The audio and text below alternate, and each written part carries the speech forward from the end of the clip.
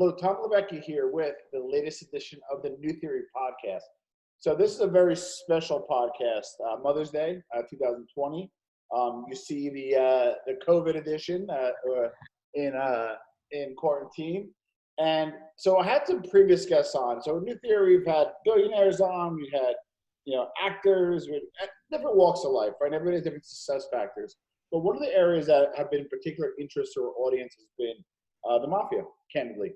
And, we had Ramona Rizzo on, which was the granddaughter of Lefty Guns from down in Roswell. And that kind of gave us a context, I think, of the 60s and 70s. Obviously, it's hard to get a guy from there now to talk about it. So she gave a little bit there. 80s into kind of 90s, we had Michael Francis, which I know you have some comments about, which we'll get to. Gene Borrello. So we talked about that. Then John Alite, in my opinion, brought us pretty strongly into the 90s. But whether it be informers or whether it be the media or whatever, after 9/11, it kind of falls off. That's where our next guest, Gene Borrello, comes in. Gene, welcome to New Theory Podcast. How you doing today? I'm good, man. Thank you for having me.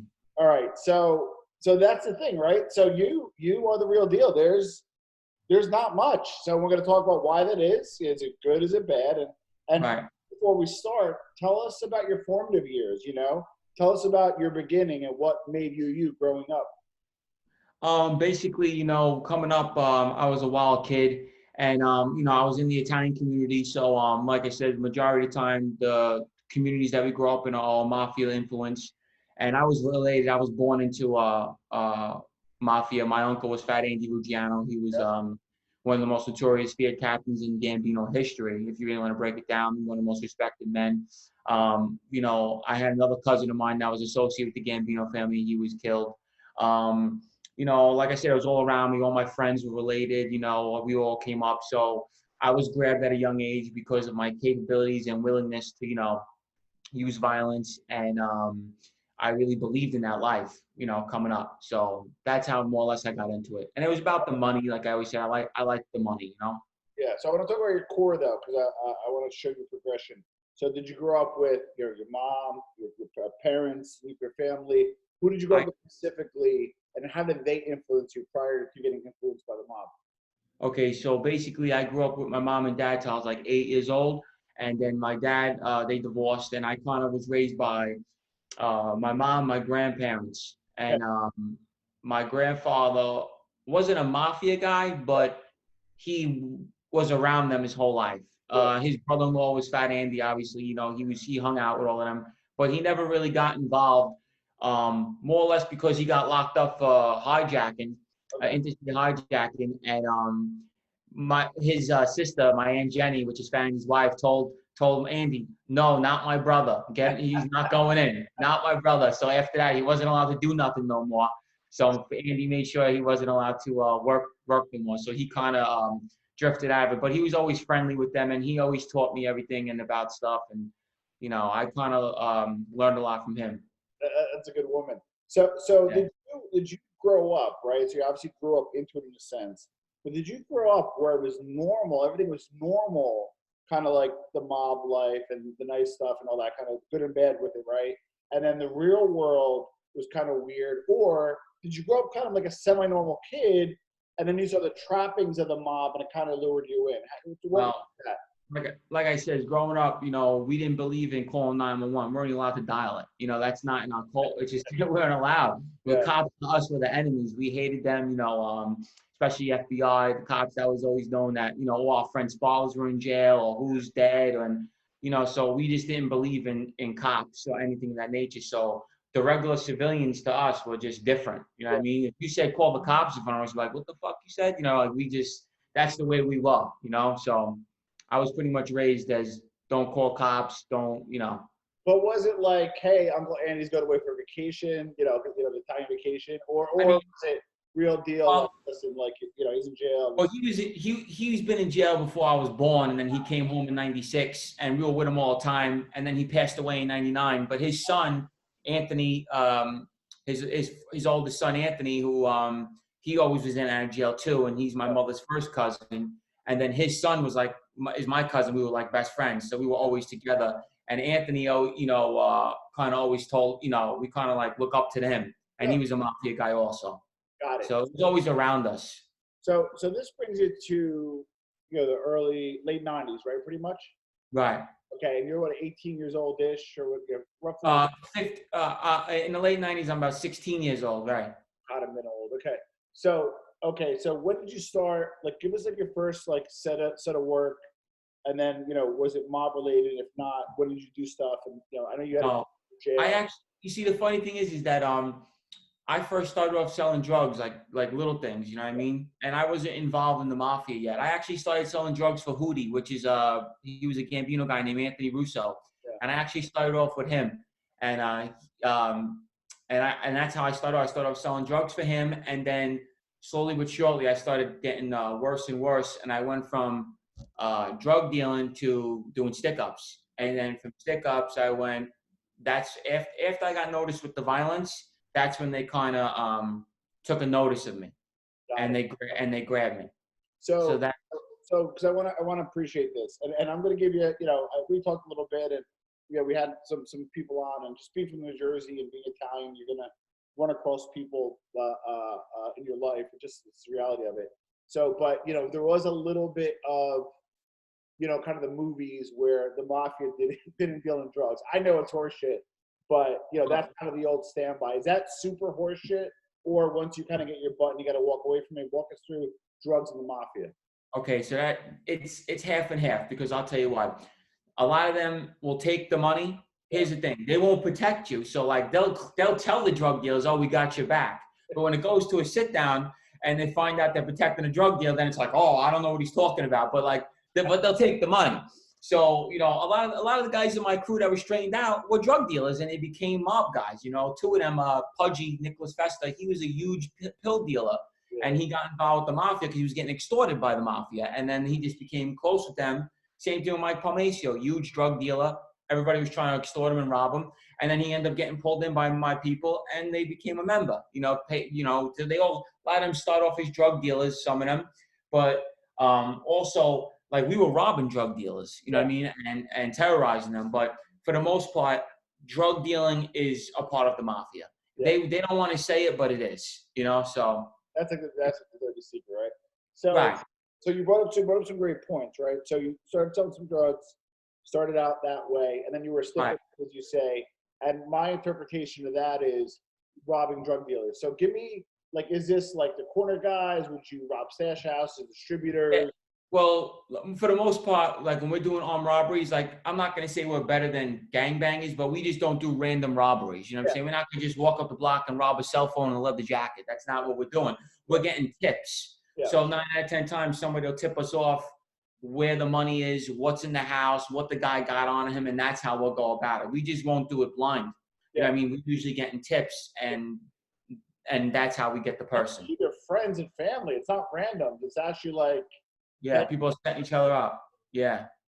And just because out of spite, or they want a little commission? How does that work? If I tip you off, do I get a commission, or I just? Yeah, they get a piece of. Well, see, I did it. I gave them a fair share. So if they gave me a score, we'd split it equally, not a percent. I would go back to you again when they got something cooking. And generally, these are not the most pillars of the community. Those are jerk offs who want to get a fuck over their sister, their brother. Right. Yeah. So that's what I kind of wonder, though. So, and this is just an example. What about if you kind of got the old Italian guys, got the ice cream shop, money under the mattress, a super civilian, not connected. You kind of think he's got a few bucks. Maybe his elderly wife is home or she's not home. Either way, right? And did you rob those kind of people? No. Was there ever a time you committed a robbery, and even yourself, it challenged your moral ethics, or do you always felt like you were above the rim in terms of your robberies? That's a good question, because, like I said, when I got locked up, they tried to portray me like that because they were trying to make me look bad. Yeah. So that's the tactics that they use. But for when they were saying that I was robbing all these people in Howard Beach, I only did 3 home invasions in Howard Beach, and they were all crime guys. So that's why I laughed. My home invasions were out of the neighborhood on drug dealers, but the only 3 people I robbed in Howard Beach on home invasions were crime people. All the other robberies had nothing to do with me. That was just the state organized crime task force making me look bad. That's all they were doing at the time. So it looked bad. So it almost corners you where you have to cooperate. But not only that, they want the people to hate me. Like I'm this Exactly. thug. Right. And people that know me knew I wasn't doing it. I was terrorizing bad guys. That's what we did. So when it came out, everyone's like, this is bullcrap. You know what I mean? But that's what they do. Before I cooperated, they wanted to make everyone hate me. And that's what they did. So the one score that we did was a Bonanno guy. I was robbing gangsters too. I was robbing mob guys. You know what I mean? I robbed several mafia guys. And you know, one I didn't get. It's going to be in my book. He was actually a captain for the Colombo family. What? Yeah, oh yeah, yeah. I beat him. He fought me and everything. And you know, I was 20 years old. We got to isolate this. I know it's going to be your book, but so give me, somebody calls you up. Like, how did it start? I was sitting on this guy because they said he had carried a lot of money in the briefcase, and they had told me who he was. I didn't care who he was, and basically I sat at him when I was like 20 years old, and I'll be honest with you, he wouldn't give it up. He fought me, and yeah, oh yeah, and I almost ended up shooting him. I had to shoot my way out the yard. But we'll get into that. It's in my book. It's a good story, and like I said, I didn't care. I had no regards. You know, if you were a gangster or not. You know, I didn't care who you were. You know, if I thought you had the money, you know, as a bad guy, I was coming to get you. But so wow. Okay, can't wait to read about that. But there had to been a time or two that you robbed somebody. I mean, we know this. I grew up, in New Jersey. Everybody knows somebody. You know who I am. All that bullshit. But once in a while, you come across, somebody who is serious, right? Did you ever rob anybody and like, oh fuck, you found out that they're a captain or maybe a made guy or a strong associate that's protected? Did you ever find out afterwards, and if so, what went down? No, we had robbed somebody one time, and he was with somebody, and they sent the guy down. And when they sent the guy down to talk with us, I says, you know, he's a drug dealer, right? And he says, oh, I says, well, you're a big guy.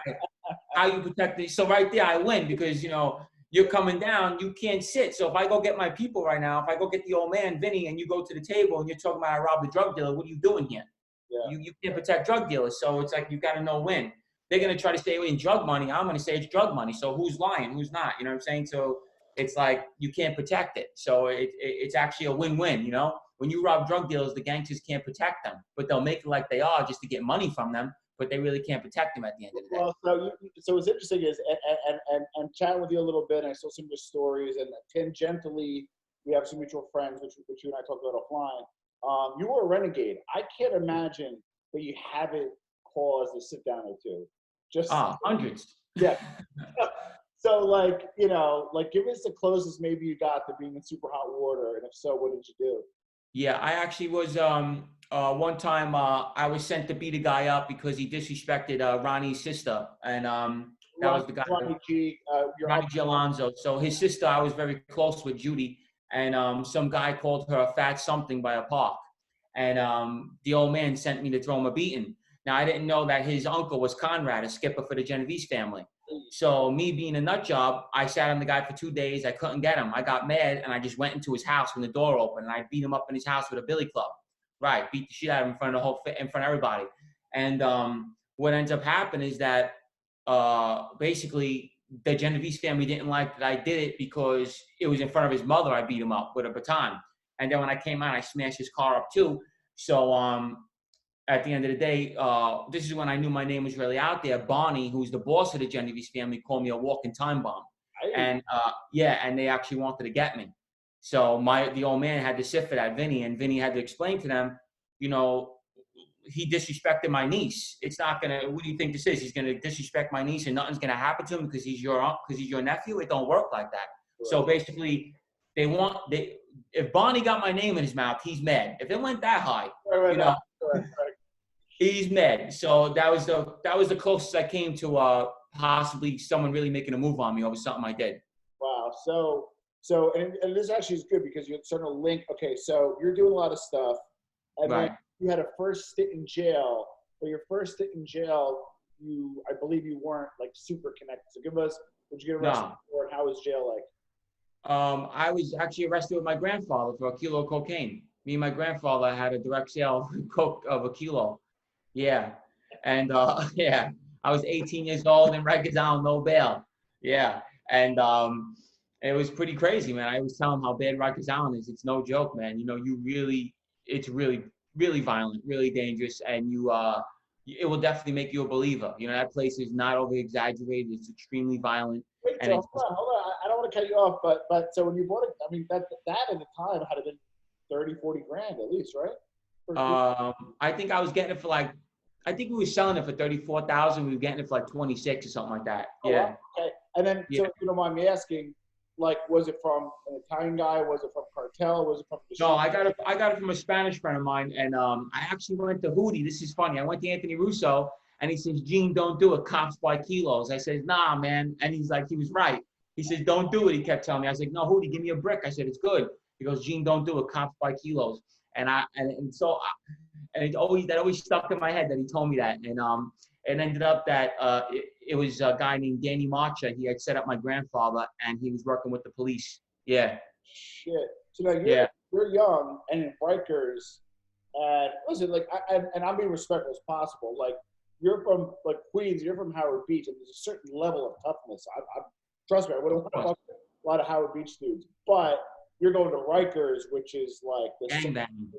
Different. Right. So what is how that went down?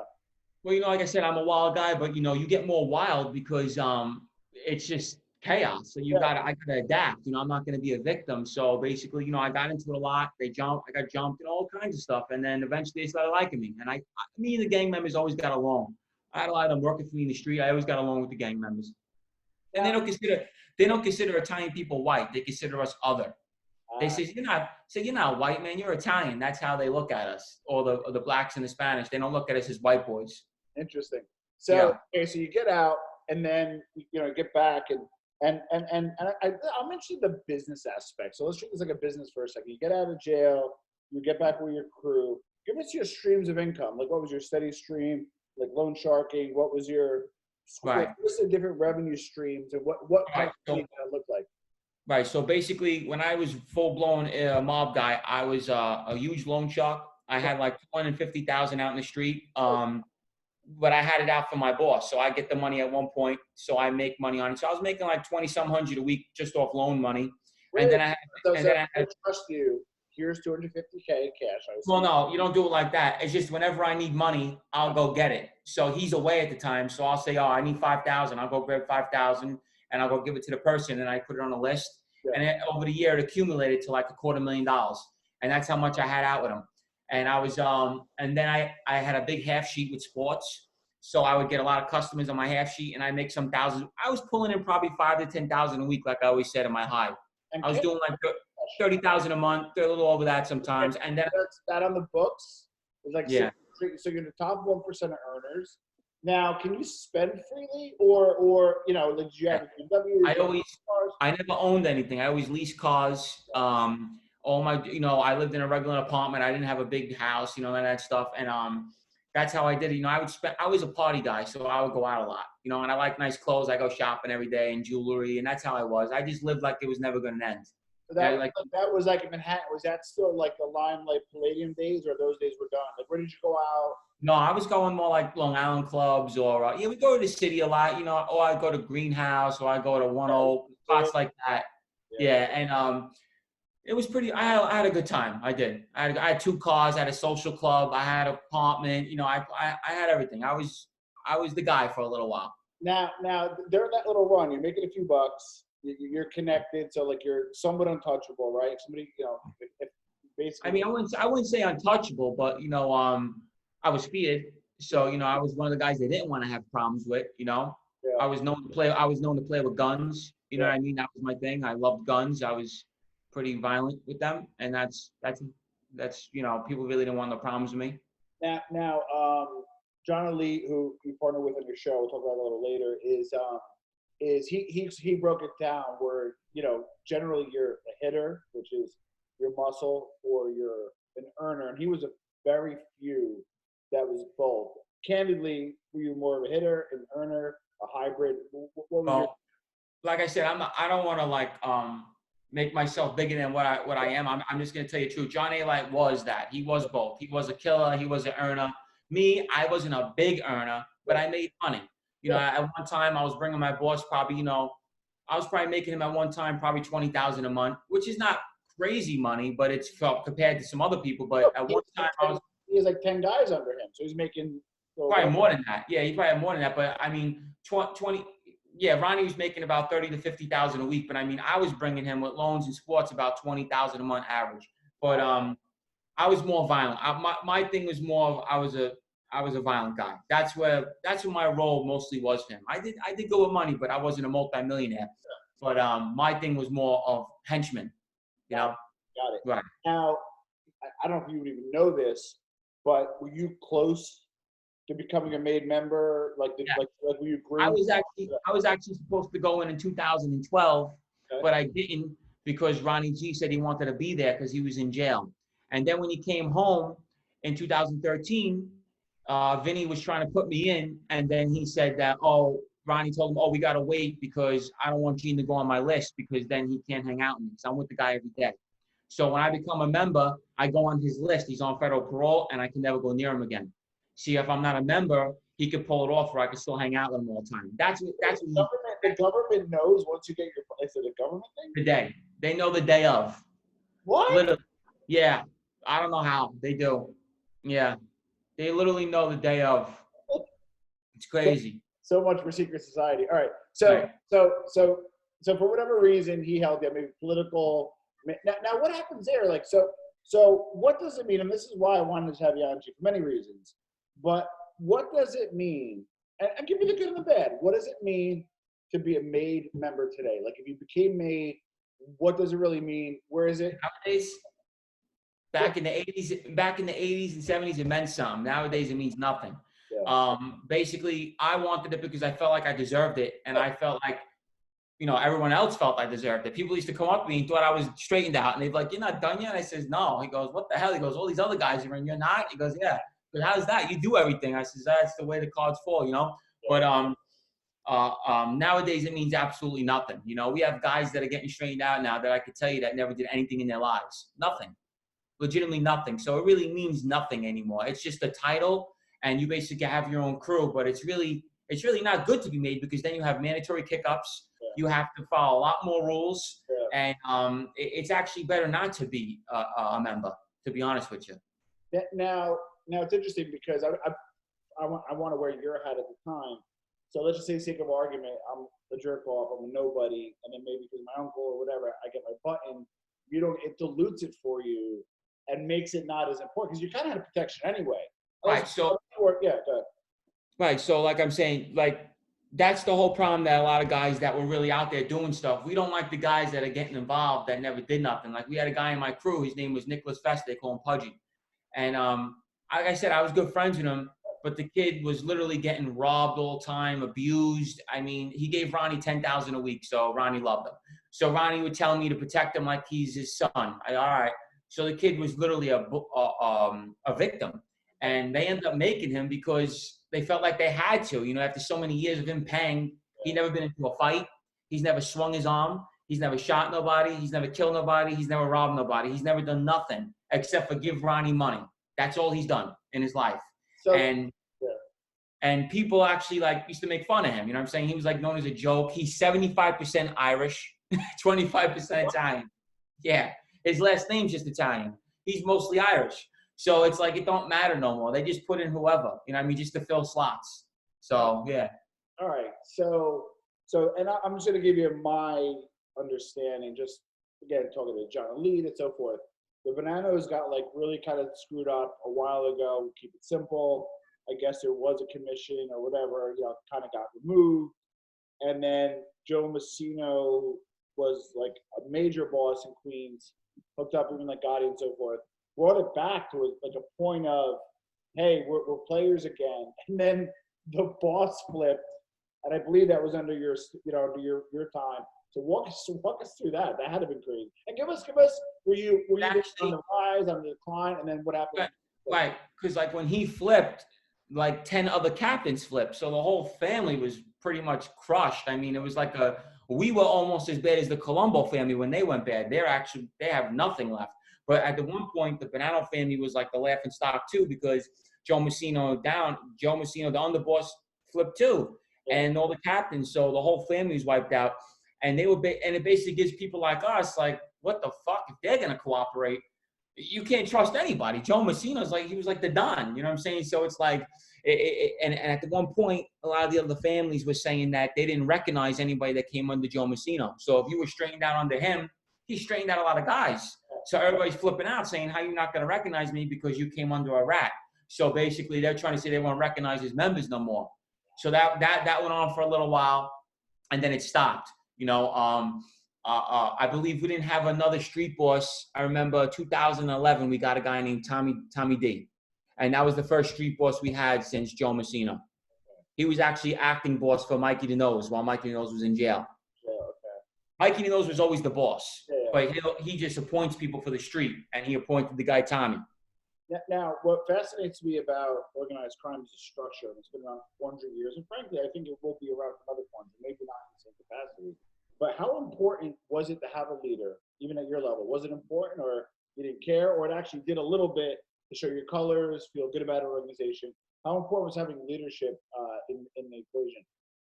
You mean like to have like a guy like? You obviously like, listen, I'm doing dirt here. Maybe you report to Ronnie, you work with Vinny, but like, right. You had a street boss. Did you feel a little better? Okay, hey. Right, because you don't want, like when you're in that lifestyle, like I said, when someone does something, it falls on everybody. So it's like when he did that, it made everybody look bad. Everyone's like, oh, this family's a joke. You know what I'm saying? So it took years to rebuild, man. I'm telling you. And the Bonanno family didn't really come back till like 2012, 2013. They were fucked up for like 7, 8 years over it. Yeah, it was on the come for a while, right? After, I heard like before he ratted, things were actually, and you might have caught some of that, I heard things were actually fairly good. Well, actually, at one time, probably Joe Messina was like the next John Gotti, except not flashy like him. But that was he was like the guy, you know what I mean? And when he cooperated, that was just like everyone was in shock. Nobody could believe it. What was the government strategy? Because the whole goal is to get the boss, right?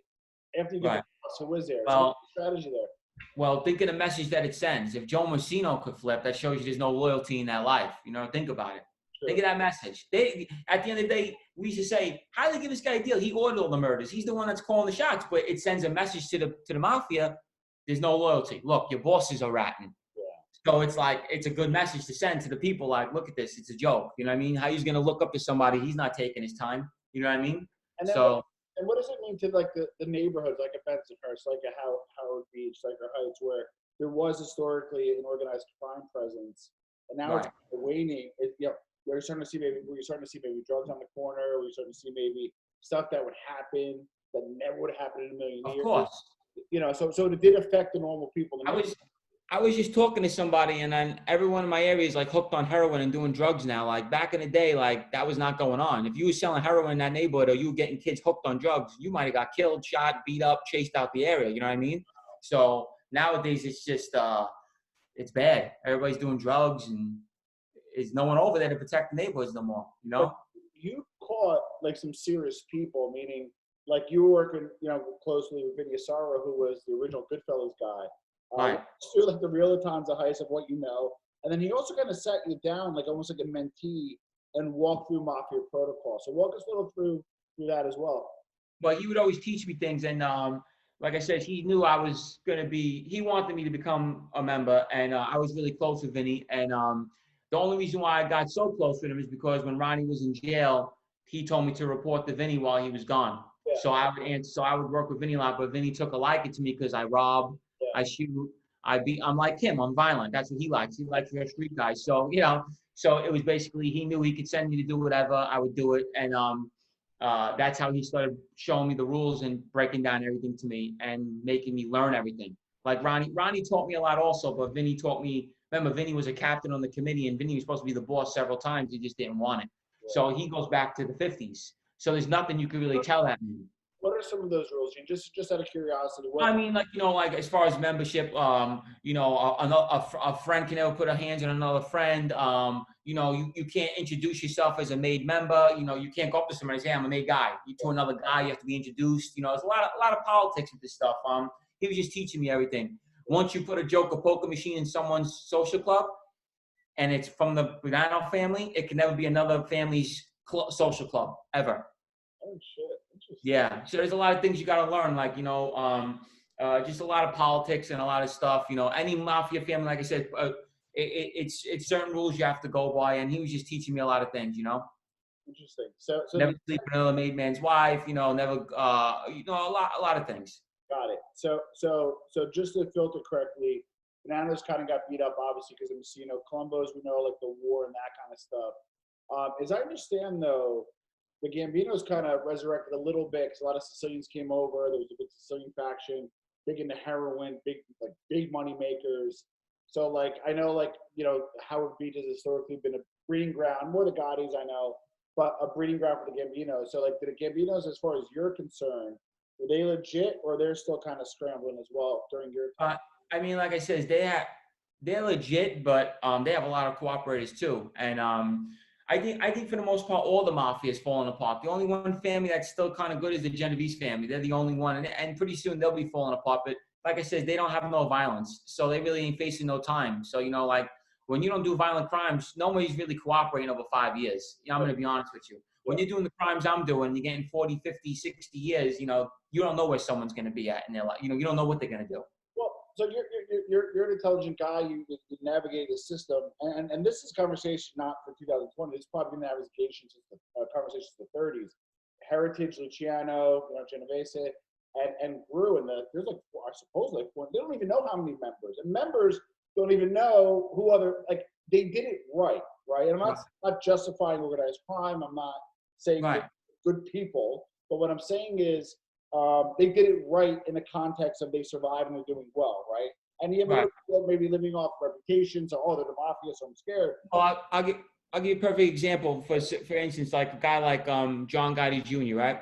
We're going to a perfect example. He cooperated with the federal agents. Right. Now he refuses to admit it. That he says he sat with them. Let me break it down to you. And I'm not trying to target him. I really didn't know him like that. I knew his family members very well. He claims that he's not a cooperator, but he sat with the feds. It's proven that he sat with them. He admitted that he sat with them, but he said he told them all lies. Now, in our world, right? Yeah. Now, on the street, once you agree to sit with them, you're considered a rat. That's one. Sure. Two, God forbid you talk to them in any way, shape, or form. That's a death sentence. So what he's saying is so ridiculous. You're going to sit here and say you're not a cooperator because nobody got arrested, but you tried to get people arrested. So it's like, you're not making no sense. That's why I just say keep it real and say what you are. He lived off his father's name. He never did nothing without Johnny Alite. That's the one who did all his dirt. Yeah. So it's like, that's another thing. You get people that live off the names of their fathers, and they'll try to play the role, but they really have no business being there. Same thing. Yeah.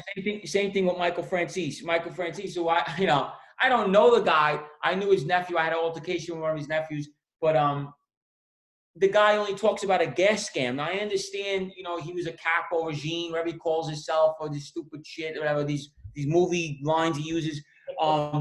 He only was in the mafia because of his father. You know, without his father, like I said, he'd be working in a gas station. So literally working in a gas station, not scamming a gas station. So it's like, you know, that's all I have to say. You're right. They live off these names, and it goes back generations, and they really have no business in that life. So the mafia right now, it's tarnished pretty much. The five families in New York is pretty much, it's dead. That's my question. Now I actually want to ask about other groups, because you're also interesting because just like John Alite, you knew a lot of different people. So if for the most part, and again, this is a conversation for 2020. It's been years. If Genovese has been strong, right? Why didn't the other four groups operate like that? Like I don't get it. I can't answer that, but like I said, they had, I guess, good leadership. And, you know, not only that, they don't, but here's the thing, when you don't have no violence, you're not going to have really no cooperators. And that's the God's honest truth. When you start shooting people, killing people, and hurting people, that's it. The guideline, it's all about the time, because a guy facing, if I knew a guy that would cooperate over 3 to 5 years, you had no business in the street at all. You know, that's nothing to me. I can do that in my head. That's nothing that time. Now, when guys are looking at 50 years life, you don't know where somebody's at. Sure. So that's why the Genovese family, they get a 50-man indictment. There isn't one assault on it. It's just all loan shark and sports and bullshit. So nobody's really cooperating, you know. But with the other families, it's violence, and then that's everybody just starts. You know, nobody wants to die in jail. That's the truth. Now, and then chat with you a little bit offline, and then also saw some of the podcast. But you also, you dealt with Albanians. I know you dealt a little bit with drugs and that kind of stuff. How did the other, did other groups like the Albanians, Russians, Chinese, etc., did they kind of take over a lot of the Italian Mafia turf in terms of business? Or is the Italian, give us a landscape of organized crime today in Bronx, Brooklyn, Queens. Give us how that looks. It's all mixed. The Albanians is more with the Italians now. They used to not like each other, but now they're all friendly with each other and they deal with each other. But the Russians, I really never dealt with them. I really don't know too many people that deal with them. And plus they do that women trafficking shit, which a lot of people don't go for that. We're not into that whole hurting women and children shit. So other organizations are into that, like the Russians and other cultures. But for the most part, in the 5 boroughs, Albanians and Italians are kind of sharing territories, as far as when I was out there. Yeah. They kind of partner up with the Italians a lot, and that's how it is. Yeah, you said it, just like, my parents grew up in the 50s, they were hungry. And then, me and Evan, I'm not hungry, but I'm not going to do stuff that they do per se.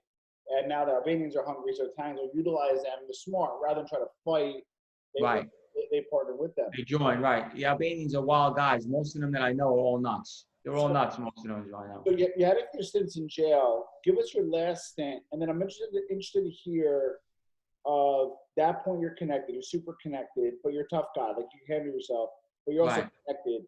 But you're in state, right? You weren't even federal, correct? State, yeah. Okay, so you're Gene Borrello, you're in state. No Italians. No Italians, but I can tell you now, you look like a hooked up guy. I can look at you and be like, you're hooked up.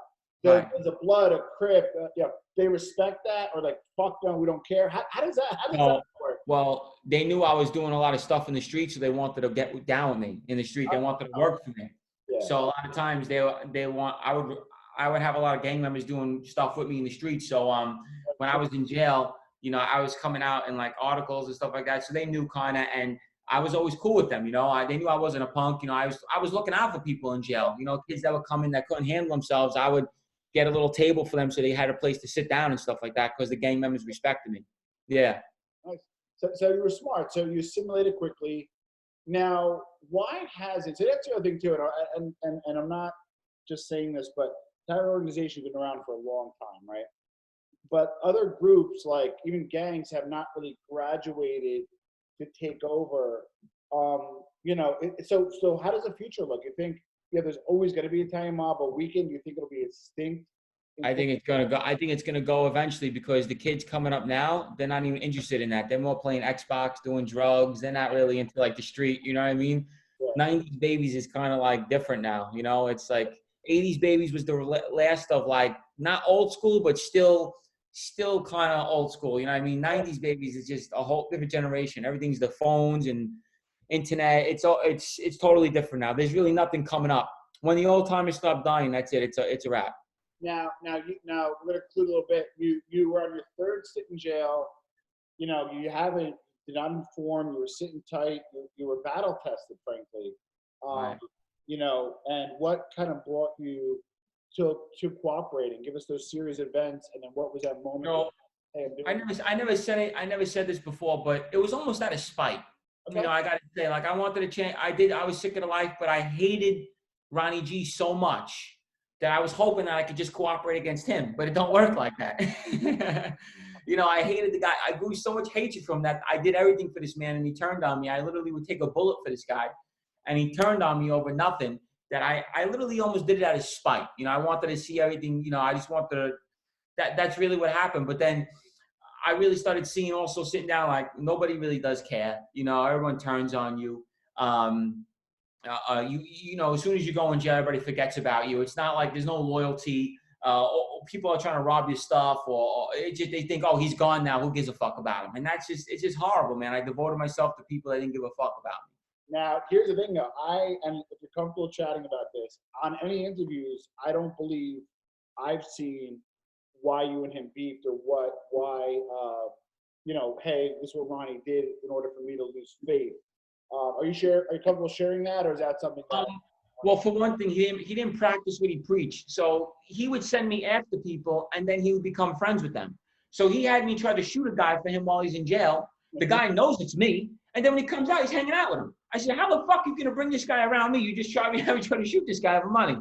Oh, don't worry about it. I said, don't worry about it. The guy probably hates me now because you sent me to get him for you, but now you're hanging out with him. All these guys, when he went to jail, Mike Palmacio and Mike Padavona turned on him. Padavona fucked him over on money. They were all abusing him. They didn't like him. They were talking bad about him. I was the only guy that stood by him when I came home. And when he got out, he became friends with them again. I'm like, I don't understand. I'm like, you told me to stay away from them, all this stuff. Palmacio's this, Padavona's no good. And now you're with them. Now you're friends with them again. You tell me to stay away from him. So I started seeing his ways. And then he started becoming a little envious of me because, remember, he's got all the money. Yeah, he's a millionaire. I understand that he didn't like the fact that people feared me and that the fact that I was becoming a real mob guy. And he didn't like that. And I thought he did. He didn't. So basically, he was I feel like, trying to push me away purposely.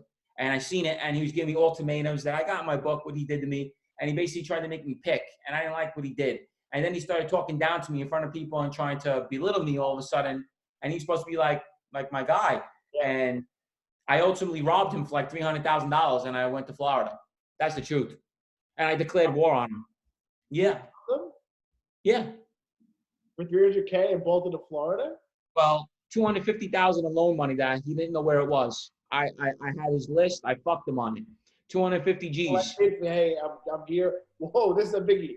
I'm here for Ronnie. Give me the. It's the first time I ever told anybody this. Yeah, people know about the story, but 250 G's out in the street. I told him, go find it yourself, jerk off. He didn't know where a dollar was.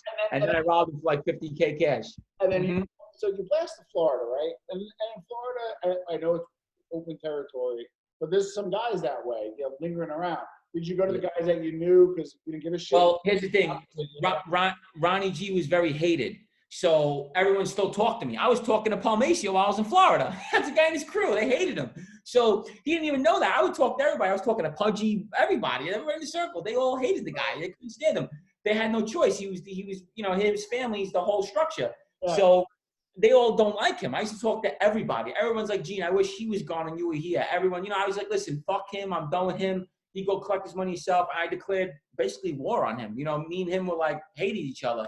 So that's really what happened. That was the truth. So, that's me just being nuts, and that's what happened. I don't let nobody fucking. So it's no wonder why it's not lasting, because you have and he was a captain, correct? Yeah.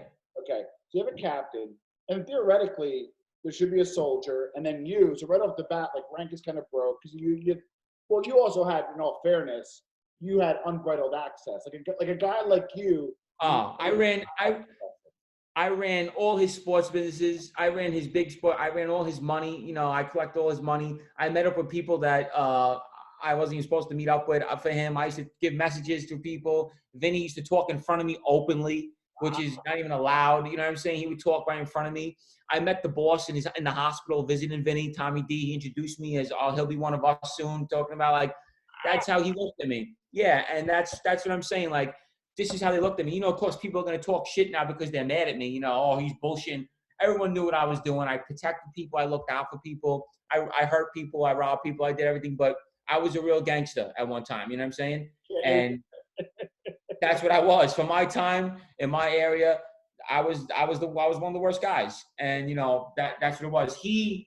I thought, like that, but he didn't. He didn't like that. So hold on. And I want to get some context too, though.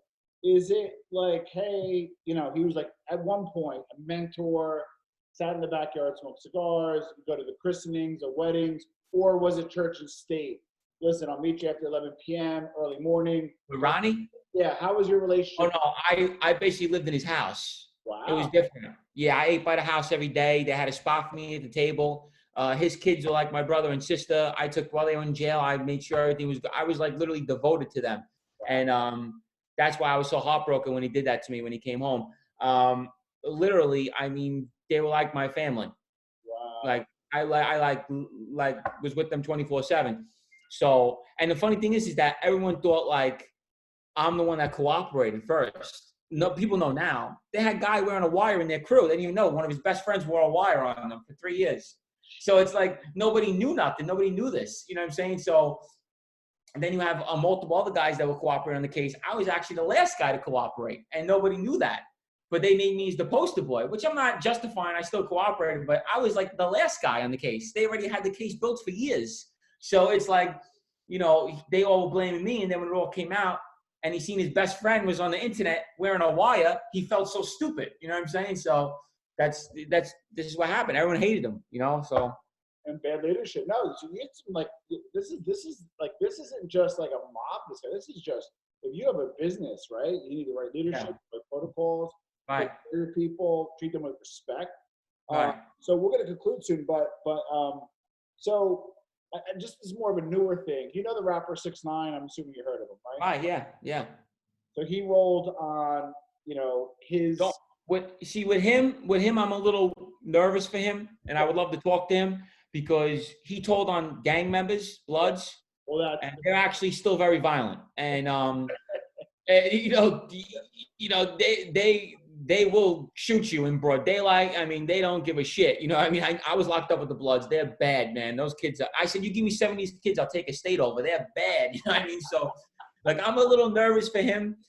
Me, the Mafia is not the same. And plus, I was a shooter. I was capable of anything. You know, I don't know his background, what he was doing. I know he's young. But with the Bloods, you know, what he's doing, I know he's successful. He's rich. I'm happy for him. I'm glad that he's out, changed his life. You know, he's seen the treachery in any organization. It's the same. Yeah. But he just has to be careful as far as the 5 boroughs with them. Yeah. You know what I mean? Because they are, they will kill you. That's for sure. Now the other thing is, and I know it's a different family, but and I know you grew up with the Gambinos. We didn't get to that, but check out we'll put links to their podcast. But with a mob boss getting killed by some, you know, weirdo 24-year-old. Right. Now, and I get both sides, and I want to understand. Like, to me, I always think that the fact that this kid is still in jail, like alive, or his family's still alive, you got to remember there's a whole Sicilian undertone. Well, they'll wipe over there. They'll wipe out your whole family, right? Right, and they don't do that over here. Yeah. So like, what's gonna happen to that kid? That kid's family? Nothing. And they'll never bother the family. Maybe they'll blow the cars up, do something like that, just to get, you know, something like that I can see. Because like Ronnie had me blow up a witness's brother's car, stuff like that, you know. So I've done stuff like that, but not like actually hurt the person. But he had me set cars on fire that people were cooperating against him on his case, and his first case. And but you're not supposed to go after the family. You can't hurt no innocent people. Women, children. So they would never sanction that. They would never order that. You might get someone to do like a rogue maniac boss that might say, do it on the low, sneak them, you know, something like that, because you're not supposed to, but just get them, sneak them. Don't let no one know that we did it. It won't be sanctioned. So they'll sneak, right. They'll make it look like something random. But that kid, if he don't go to the feds and with his mafia guys, he'll be fine. No one's going to bother him in Jersey. You know what I'm saying? No one's really out there. You know what I'm saying? In a state jail, wherever he is, no one's going to bother him over there. He goes to the feds. No, he'll get dealt with. Interesting. Now, just to some bit of a personal curiosity, because my family's from Italy, and I've been to Sicily, and I do think there is a little difference between a Sicilian gangster and an Italian American gangster. Have you had much of run-ins from guys from the other side, old school guys, that kind of stuff, or was it more watered down by the time you came in? We actually don't like the zips. That's what we call them, zips. Oh, wow. We can't stand them. We call them grease balls. We don't like them. We really don't. We can't stand them. They're around. We have them in our crew, like around us, but we don't like them. They're just different than us. You know what I'm saying? So we really didn't get along with them over here. At least I didn't. You know, they always like to have their little coffee shops and their little, you know, that stuff like that. We want card places. They're just more like cartoon characters. They wear like the whole suit still. You know, it's like a joke. I'm not walking around with a fucking fedora and a cigar and a suit. I don't care. I tell my people, like, Ronnie G wasn't like that. Ronnie's more of Ronnie would never wear something like that. These guys are more like, you know, like from the movies. You know what I mean? That's not what we want. Yeah. Wow. Now, we're going to wrap up soon, but I just have one or two more. So give me one or two gangsters to this day that you came across that you still respect. Like, no matter what, like, listen, Tom, I call it like it is. These one or two people were the real deal. Who were they and why? In my time? Yeah. I mean, like guys that I personally met, or just no? Vinny Asaro. Vinny Asaro. Vinny Asaro definitely is a gangster's gangster, and he is a mafia through and throughout. He will never change. That is his life. He went by the true code. He is definition of a mobster, if you want to say. Did he mess up? Did he you know, break a lot of rules? He did, but he was a real gangster. Another one that I personally met that I would say, no joke, serious guy in my time, I would have to go with, I mean, I didn't personally know him. I'm trying to think. I'll give you another good one. Because a lot of the guys are younger. And they're not really like notorious. Nicky Carrazzo. Oh, yeah? Yeah? Nicky Carrazzo. I met him maybe once or twice, but I'm saying he's a real serious, another mobster. He worked under my Uncle Andy.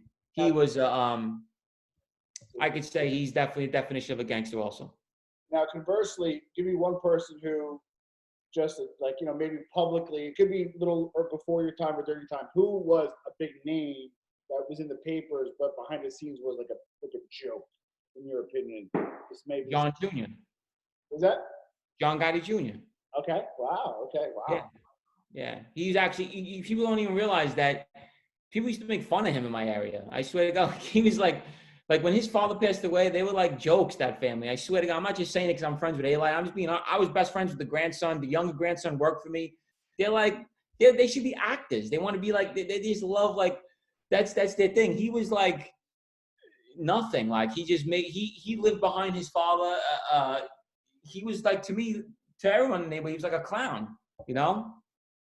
So, okay. So now fast forward 2020, you're turning your life around. You're actually, besides writing a book and doing stuff for yourself, but you're also, as I understand, doing some talks to kids or starting to do some outreach. Walk us through what 2020 looks like for you. Oh, it's a lot, man. I got a big documentary going on with people from Italy. We're going to show different families and all different guys that came up in the different families with this guy in Italy. And right now, when the coronavirus is over, this whole thing, we're going to be doing motivational speaks with kids in schools and stuff like that. We got so much. I got so much stuff going on right now, man. It's crazy. It's overwhelming. I get hit up all over the world. People, you know, so happy and to relate to me and thank me and everything like that. So it's becoming pretty good, you know. Oh, God bless. It's not, you know, it's not like you did it and then, you know, you're actually doing something to help. I mean, Right. I think the coronavirus, and I know there's different opinions. Do you think the coronavirus is hurting or helping the New York mob? Oh, hurting, definitely. Sports betting's off. Yeah, it's a big growth. It's a big income. Yeah. Sports betting, you kidding me? That's definitely hurting them. You think loan sharking can come around though? You didn't get your PPP money? And Yeah, loans. Yeah, loans are still going good, but sports betting is like bread and butter. Yeah, that's the bread. Loan sharking is too, but sports is a big income for them, man. Big. Wow. And Gene, thank you. It's a Sunday, folks, and you know, it's obviously been the internet, but it's a Sunday. Thank you for taking your time. So, Gene, how can we find? We'll put some links, but how can we find you? Huh? With me, my Instagram is GeneBoy666, and you could go to the Johnny Gene Show is with the Crime Flicks now, and you could see that on my website. But also, we have a lot of good guys coming on the show. Wild Bill's son, we have Jimmy Calandra. We got so many guys coming on that want to talk with us, and a lot of good mob guys, and we're trying to get Gambino. We're trying to get a bunch of guys that are probably going to come on and talk with us. You think you'll get Sammy? I can't see why not. You know what I'm saying? I would love to have him. He's a real deal, thorough guy, and I think he could really give a good talk with us. Well, so I don't know if I can get Karen on. Karen's a friend. Right. And she actually came when I launched a book in 2013. Her and Ramona came on. I'm full disclosure. I'm personal friends with Ramona. Shout out to them. Hopefully they're doing well. Open up like I said, it's not like I don't want non-violent guys on. I have nothing against nobody that doesn't do, but I more or less like guys that were really out there doing things. Like I would never invite Michael Francis. I would never want him on the show. I have nothing to talk to him about. I just don't. What can we talk about? He's on the show, by the way. Yeah, like what can we talk about? Like he thinks I'm trying to get big off his name. My Uncle Andy makes him look like nothing. Like, you know, I don't care about that. I'm just saying, like, I just don't like that he don't keep it real, man. He tells these $40 million a month. Listen to me. Nobody's making $40 fucking million a month anywhere. So like, that's what my beef is. You know, I'll never have him on my show. Me and Johnny don't want him on, but we're gonna have a lot of good guys on, and it's taken off, man. A lot of people showing us love. That's exciting, and we'll put the crime link there as well. Gene, listen, happy Sunday to you. Thanks for being on the show, and thanks for being on the New Theory podcast. All right, take care, fellas.